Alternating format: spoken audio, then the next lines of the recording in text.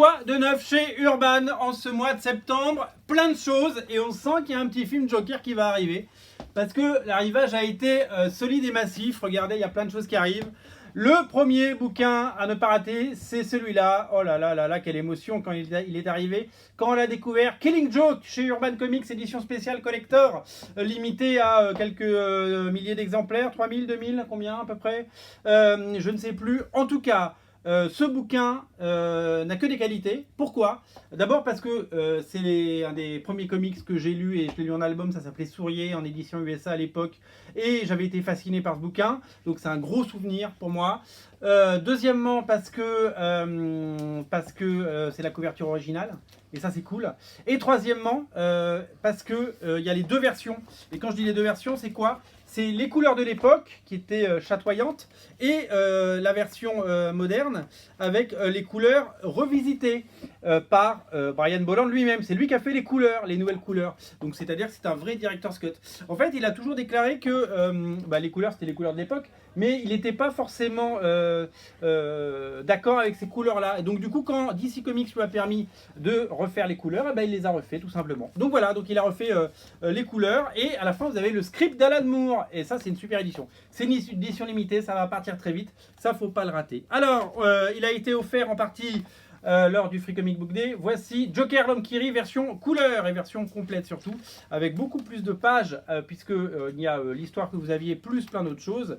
Voilà, donc c'est Ed Brubaker, ça date de 2005 je crois de mémoire.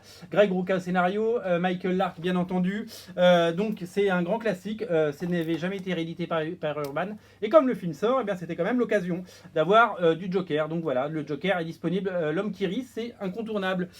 L'autre titre qui revient, c'est le Joker de Brian Azzarello et Lee Bermejo qui était sorti à l'époque du Dark Knight de Christopher Nolan. Excellent comics, complètement magnifique. Le duo Brian Azzarello, Lee Bermejo fonctionne à merveille. C'était violent et sadique à souhait. Vraiment un excellent, un fabuleux comics que j'adore. Et sachez que cette équipe refait avec le Batman Dem qui sort le mois prochain, à ne rater sous aucun prétexte.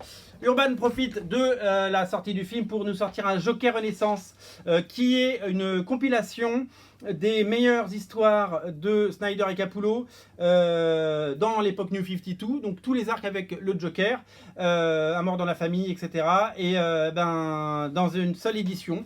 Et du coup, ça permet d'avoir que les épisodes consacrés au Joker. C'est une très bonne idée. Et si vous n'avez jamais lu les épisodes et que seul le Joker vous intéresse, ça c'est absolument à lire.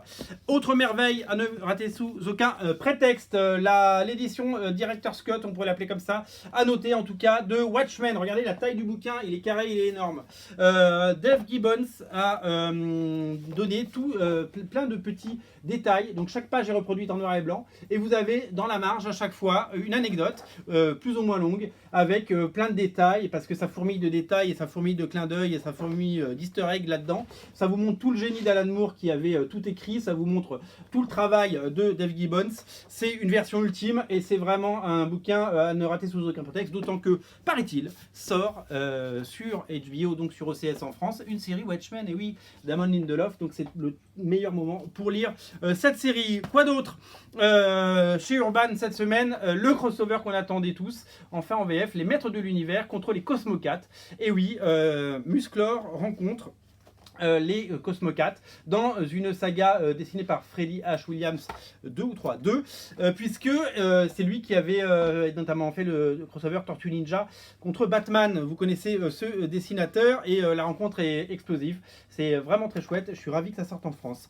Un petit prix dans la collection Urban Kin, ne ratez pas la Ligue des Justiciers Nouvelle Génération. C'est, vous savez, ce petit format à petit prix, 10 balles seulement pour ce numéro 1. Ils sont tous à 10 € dans la collection. Ça, c'est vraiment très très bien, c'est tout public. Et enfin, ne ratez pas le deuxième tome de American Gods de Neil Gaiman, illustré par P. Greg Russell. Le premier, c'est la même collection, c'est avec le dos toilé, c'est assez beau.